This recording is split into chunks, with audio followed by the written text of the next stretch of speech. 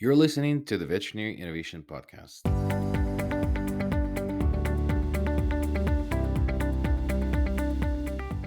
You're listening to the Veterinary Innovation Podcast. Along with my awesome co-host, we interview the innovators in this space every week. Ivan, please introduce today's guest. I'm Dr. Ivan Zach, and I'm excited to introduce our guest today. And our guest is Dr. Ragen McGowan. Dr. McGowan is an expert in pet welfare and behavior. She has contributed her expertise to Purina for over a decade. She brings over 20 years of research experience in animal behavior, integrating the fields of physiology, behavior, and endocrinology. Dr. McGowan focuses on evaluating the emotional states of pets through a comprehensive, holistic strategy that utilizes both physiological and behavioral data points. That's really cool. Dr. McGowan, welcome to the show. Thank you for having me. It's a pleasure to be here. So, very interesting area of our industry. How does that extrapolate into a product that you're representing today? And what are we talking about? Petivity. Tell us what the Petivity is. Sure thing. So I'm fascinated by, well, as an ethologist, obviously I'm fascinated by animal behavior, but also animal physiology and how we compare the two together to really understand what's going on in their minds and really give animals a voice. But in this case, as part of Purina, how we can give pets a voice.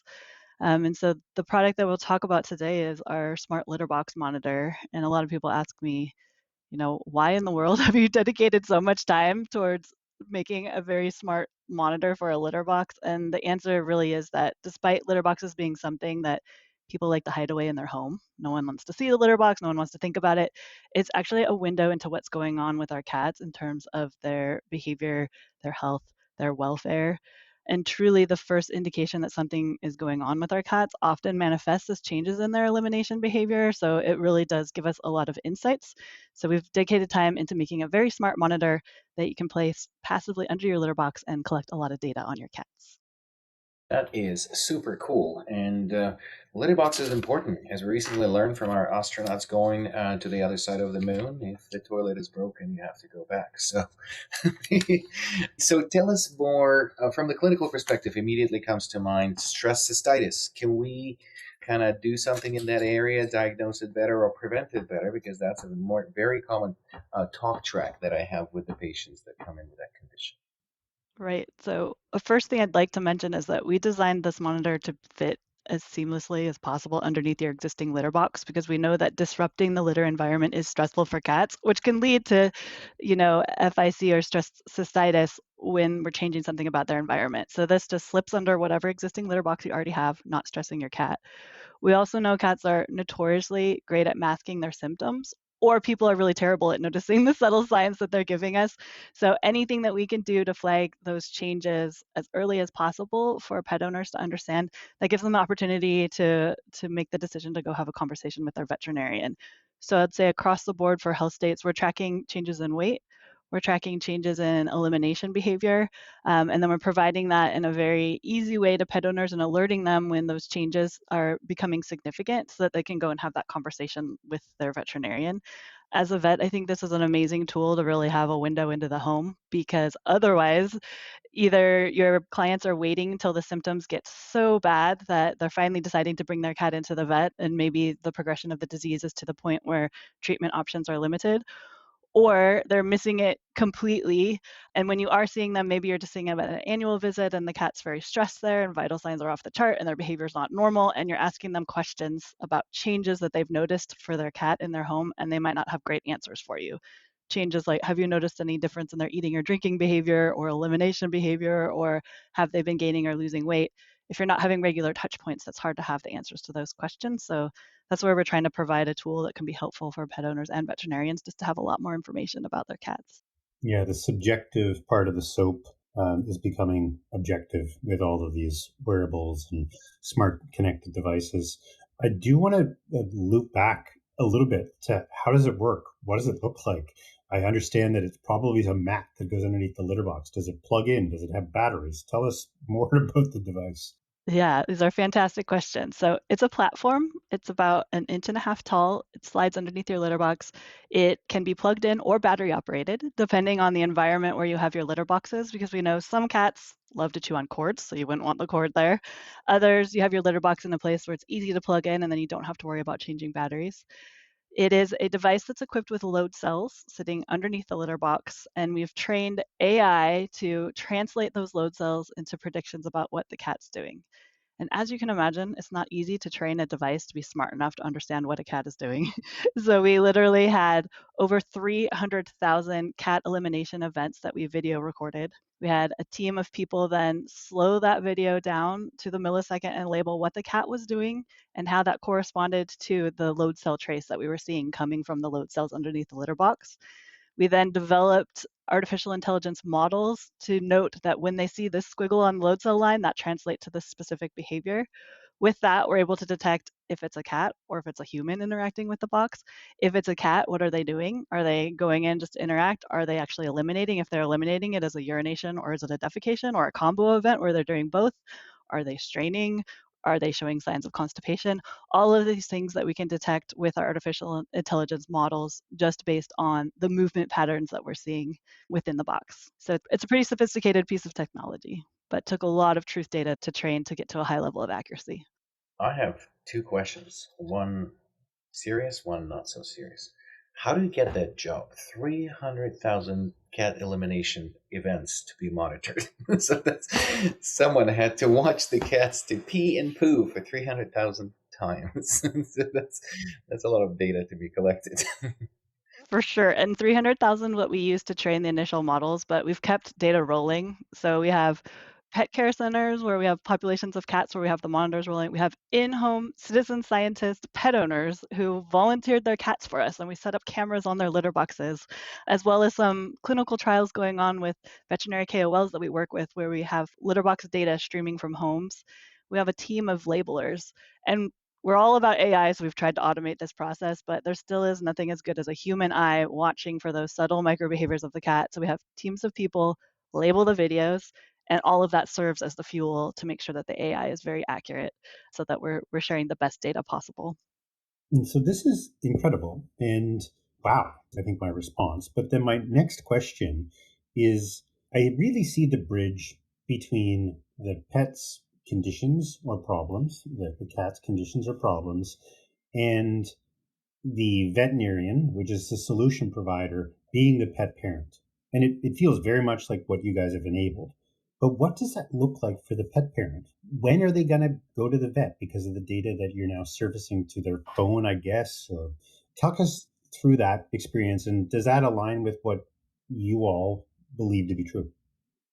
Certainly. So there is an application that you download, and initially we're looking for 2 weeks of baseline data with a cat. So first you'll just be seeing events that happen, like your cat eliminated, here's your cat's weight, here was a urination, here was a defecation. So they start to get familiar with the data. In a multi-cat scenario, so we've built the system to be smart for multiple cats, we'll actually be able to tell individual cats based on differences in their behavior and their weight on the load cell data. So every cat is a creature of habit and they might have a unique pattern. Like I might have one cat that comes in and always goes clockwise in the box and picks their favorite back right-hand corner to eliminate. And another cat might come in and go counterclockwise and they eliminate right in the center. So we'll be able to cluster that data, say here's cat A, here's cat B, and then we ask the pet parent, can you please label for us 8 events per cat so that our AI can understand which of your cats is cat A and cat B, and then the system takes over. We try to keep people hooked into looking at the app so that they'll be looking at the app when we see something that would indicate they should have a conversation with their veterinarian. If we don't have those hooks to keep them interested in the data, then they might not be looking when we have an alert for them and we want them to go have a conversation with our vet. So we've done some gamification in there, like we'll reward them for scooping the box. We understand the importance of clean litter box, so they'll get little badges for scooping well. We'll give them fun facts about, hey, this cat really loves this box, your other cat really loves this box, or guess what? Cat A always comes in and afterwards cat B comes in and covers for them. Fun facts that we can get from the data to keep them hooked in. Meanwhile, we're scanning the data at all time and we have different thresholds. We're looking for changes over shorter windows, like let's say 24 to 72 hours. We're looking for longer term changes for a month or 6 months, depending on how much data we have in the monitor. And we'll start to alert pet owners that, like, hey, we're starting to see these changes or trends in your cat. Take this information and have a conversation with your vet, because we're not diagnostic at all. We're not trying to have that role. We're just trying to provide more data to fuel them to make the decision to go talk to their vet. And then so that when they walk in, they have something to share with the vet. So your client might come into you and say, look, my cat's been losing weight consistently over the last 6 months. They've lost this percent of their weight. And you can look at the trend. Or, hey, my cat used to eliminate 6 times a day and now it's down to 3. It looks like maybe they're constipated because they haven't defecated in a few days. There's real tangible data there for them to talk to and share with their veterinarian. So then the vet takes over and handles any kind of medical diagnosis. So I do have a question about the adaptability of the market to it. So I asked this question for all wearables because the data collection is very interesting. There's behavioral patterns with collars, and now with this is with litter box, and all of this I think is very useful. And I can see how it's appealing to a lot of clients to give your pet the voice to talk to them. How do you get the veterinarians to listen to that voice? Because it has to be a two-way road. Like it needs to be the vets that are truly believing in a 1, 2, or 3 devices that actually collects information towards their appointment. I'm an urgent care vet or emergency vet, and to me that data, I just maybe don't understand the whole flow. I can see a real application of this in a general practice, that it's like consistent weight loss gain investigation. But how do you incorporate it into the flow of the vet clinic? That they come in, and as a vet, I will be always looking for that, litter box data that tells me about this. Do you have any opinion from the practicing clinicians how they would interpret it?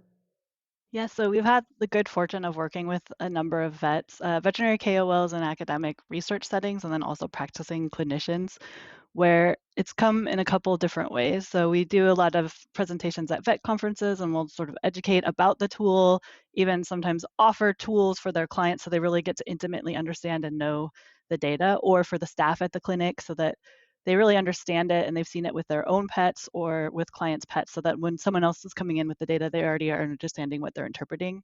Another way it's happened is with pet owners coming into a clinic showing like screenshots of data and then us getting feedback from vets. So as an emergency vet, you could appreciate like blockages in male cats. We've had a number of vets reach out to us saying, hey, I had a client come in this scenario. They showed me data where I could literally see that the cat was struggling, straining, not eliminating. I could see what the normal pattern had been.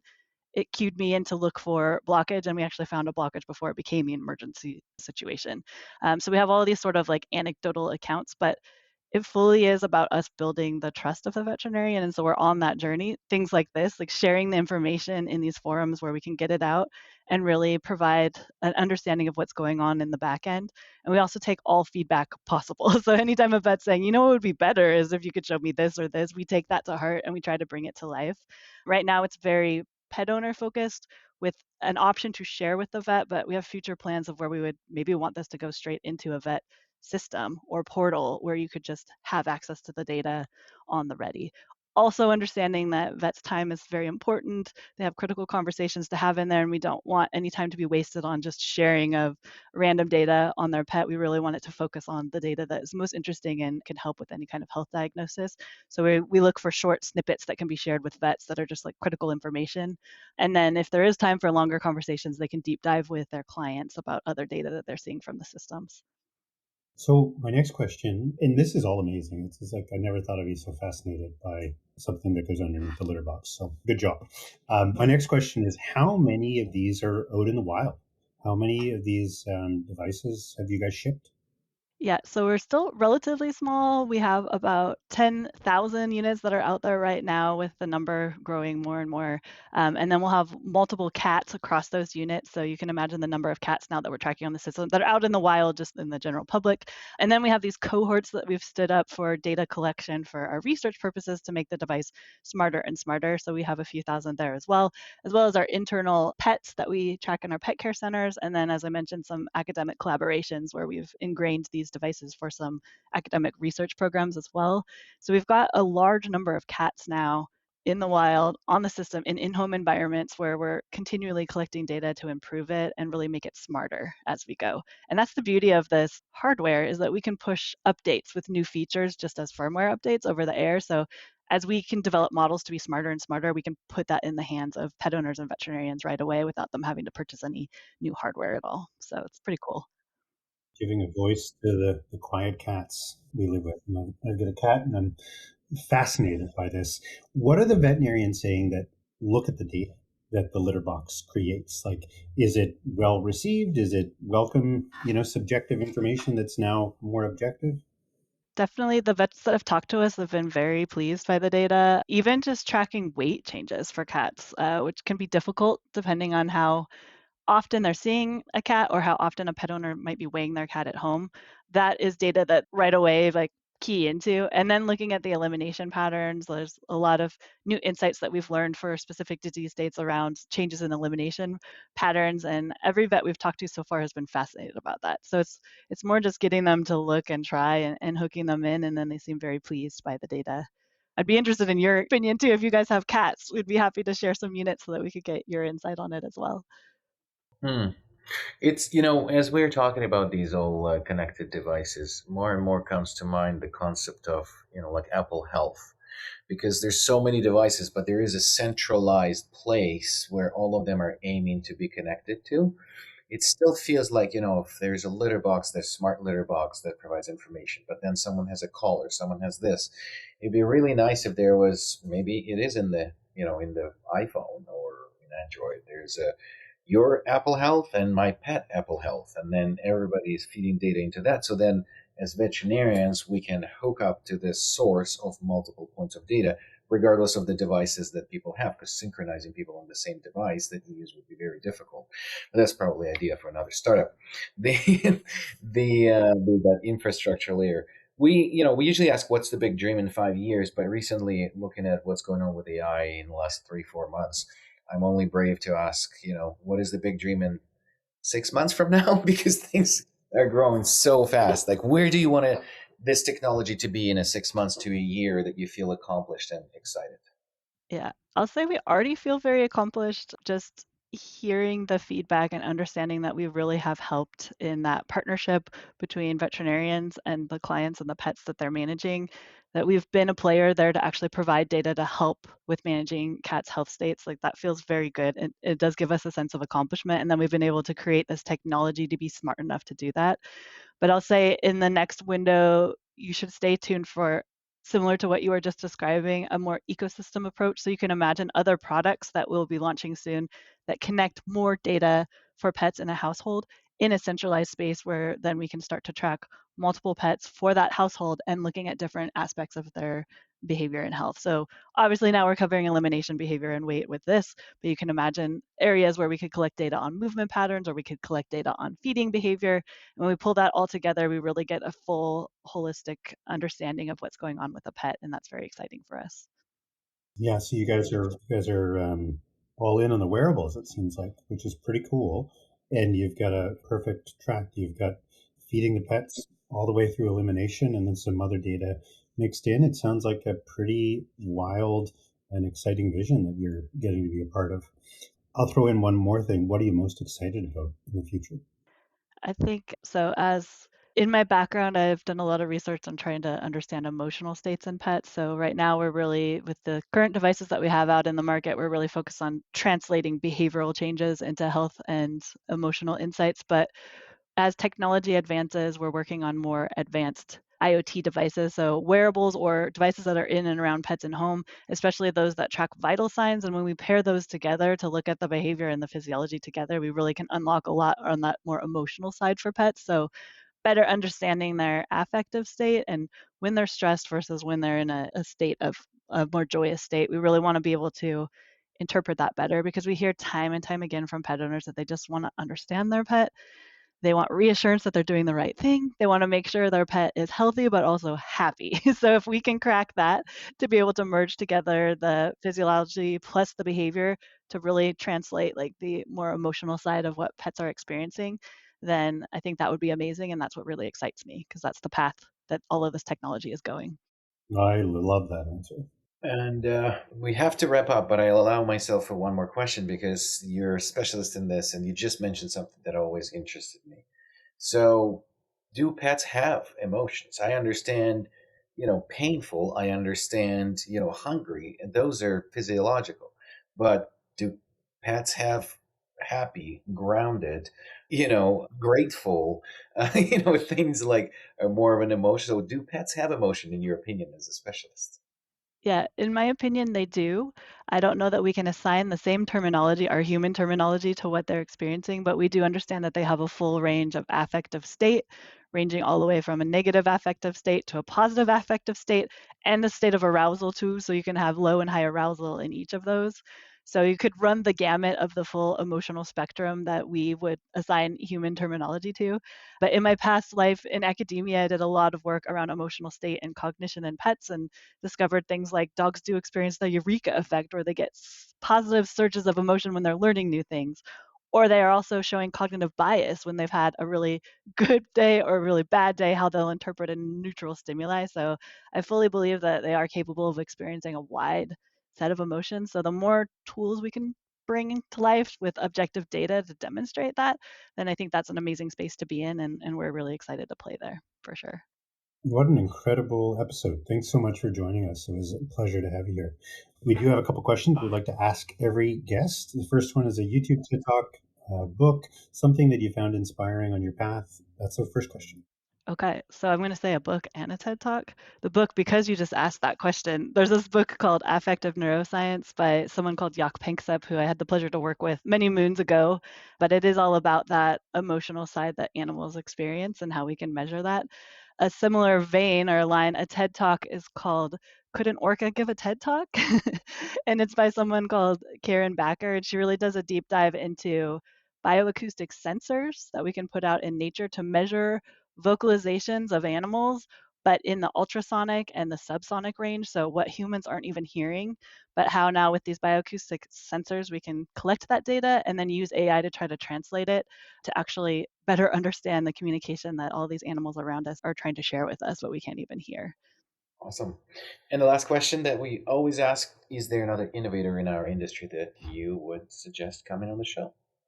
Sure thing. So, as being part of Purina, we have something called the Pet Care Innovation Prize in the US and the Unleashed Prize in Europe. And this is where startups get to come and interact with us at Purina. And we get to learn about a lot of really cool innovators doing a lot of neat things. So, I've actually have three to suggest from that. One is the founders of something called Covet AI, which is an AI powered platform designed to reduce administrative burnout from vets. So I think that might resonate well with you guys. Another is a group called Maven that has some really cool wearable technology for both dogs and cats, where they are merging that behavior plus vital sign tech. And the other is Sylvester AI, which is a group that's really been deep diving into computer vision and how we can actually take images of cats to assess negative and affective state or pain based on grimace scales on a cat's face. And I think any of those would be an amazing addition to your podcast. Thank you so much for listening to the Veterinary Innovation Podcast. If you want to hear about our new episodes, please follow us on any social media channel. Also, you can check out our website at veterinaryinnovationpodcast.com. See you next week.